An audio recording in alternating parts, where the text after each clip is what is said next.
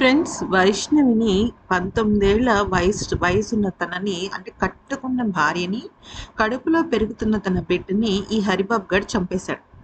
అయితే హరిబాబు చంపేసిన తర్వాత ఒక 24 గంటల్లో వాడిని పోలీసులు పట్టుకోవడం జరిగింది. అంతవరకు బాగానే ఉంది. కానీ తర్వాత 3 రోజులకి హరిబాబు తల్లి, హరిబాబు ఇద్దరు అన్నయ్యలు పట్టుబడ్డారు. అయితే ఇప్పుడు ఈ హరిబాబు గాడు ఓవర్ యాక్షన్ బాగా చేస్తున్నాడు. ఇక తను పట్టుబడిన తర్వాత తన తల్లి అలాగే అన్నయ్యలు పట్టుబడిన తర్వాత తనకి అంటే వీడు అన్నం, నీళ్లు, భోజనం ఏమి తినకుండా కడుపు కాల్చుకుని ఇంకా ఎలా అయిపోయాడంటే ఏదో ఒక రకంగా అంటే వాడికి భయం వేసేసింది అనమాట. ఒకేసారి వాడు ఆ అమ్మాయిని చంపటము, పోలీసులు తీసుకెళ్ళడం, నీకు ఉరిశిక్ష పడుతుందని చెప్పడం ఇవన్నీ విన్న తర్వాత వాడు వణికిపోయాడు. ఏమి తినకుండా హాస్పిటల్లో చేరి నేను చచ్చిపోతా అది ఇది అనడం జరిగింది కదా. అయితే ఇప్పుడు మనకి అందిన కొంత సోషల్ మీడియా సమాచారం బట్టి మనకు అర్థమవుతుంది ఏంటంటే వీడు ఇంకో కొత్త నాటకాన్ని తెరదీశాడు అనమాట.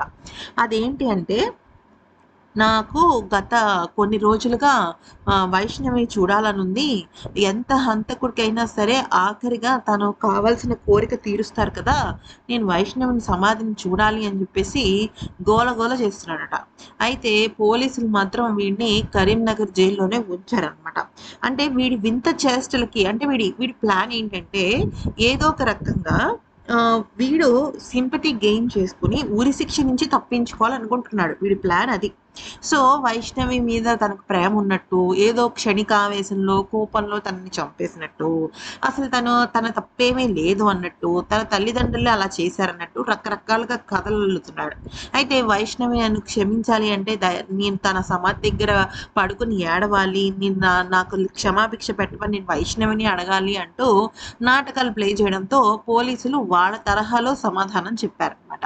అయితే కానీ కొన్ని సోషల్ మీడియాకి సంబంధించిన మాధ్యమాలలో తన సమాధి దగ్గర ఉన్నట్టు అలాగా కొన్ని ఫొటోస్ అయితే వైరల్ అవుతున్నాయి. కానీ ఫ్రెండ్స్, ఇవేమి మీరు నమ్మకండి. ఎందుకనంటే వీడు ఆ మాట అయితే అన్నాడు. అంటే పోలీసుల దగ్గర వీడికి కావాల్సిన డ్రామాలు వీడు చేస్తున్నాడు. కానీ పోలీసులు దానికి ఒప్పుకోకుండా వాడిని కరీంనగర్ జైల్లోనే ఉంచారనమాట.